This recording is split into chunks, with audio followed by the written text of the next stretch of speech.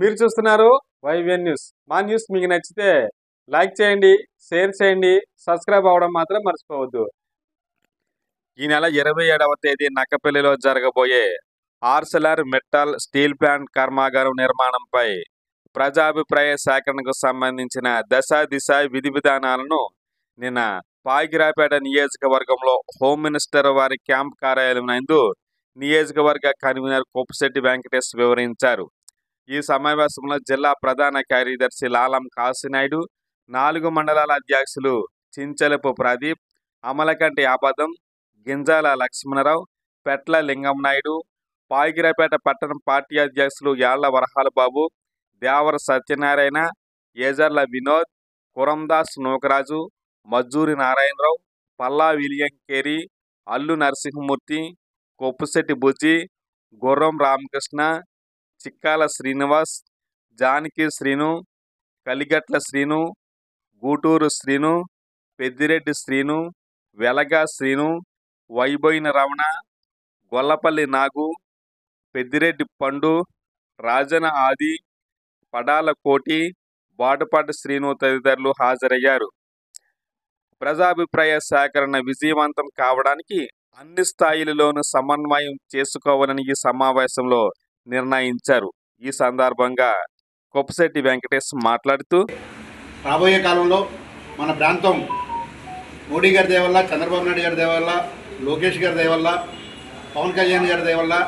ముఖ్యంగా స్థానిక శాసనసభ్యురాలు రాష్ట్ర హోంశాఖ మంత్రులు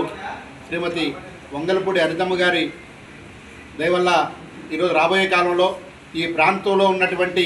నిరుద్యోగ యువతకు అందరికీ కూడా న్యాయం జరగబోతుంది. రేపు 27వ తారీఖున స్టీల్ ప్లాంట్కి, ఆర్సెలర్ మిట్టల్ స్టీల్ ప్లాంట్కి పబ్లిక్ హీరింగ్ జరగబోతుంది. దానికి ప్రత్యేకంగా ఈరోజు ప్రత్యేక కృతజ్ఞతలు నాయకులందరికీ తెలియజేయడం ఉద్దేశంతో ఈరోజు సమావేశం ఏర్పాటు చేసుకోవడం జరిగింది. మరి అలాగే రేపు 27వ తారీఖున జరగబోయే ఈ స్టీల్ ప్లాంట్ తాలూకా పబ్లిక్ హీరింగ్కి అందరినీ సమాయత్తం చేసి మరి అక్కడ ఇబ్బంది లేకుండా మరి ఈ నియోజకవర్గంలో ఉన్నటువంటి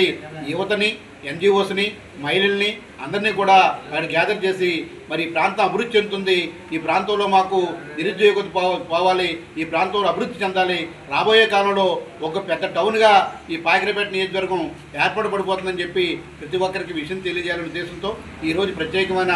మనందరికీ సమావేశం ఏర్పాటు చేసుకోవడం జరిగింది. రేపు నుంచి మా గ్రామాల్లో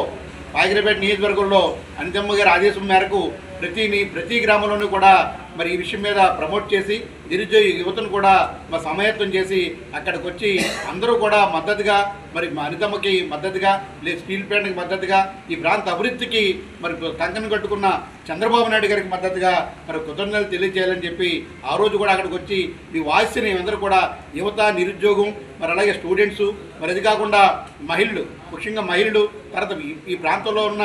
వ్యాపారస్తులందరూ కూడా వచ్చి అక్కడ పబ్లిక్ హీరింగ్ని, ప్రజాభిప్రాయ సేకరణని మరి విజయవంతం చేయవలసిందిగా కోరుకుంటూ ఈ సమావేశం ఏర్పాటు చేసుకున్నామని చెప్పి తెలియజేసుకుంటున్నాం.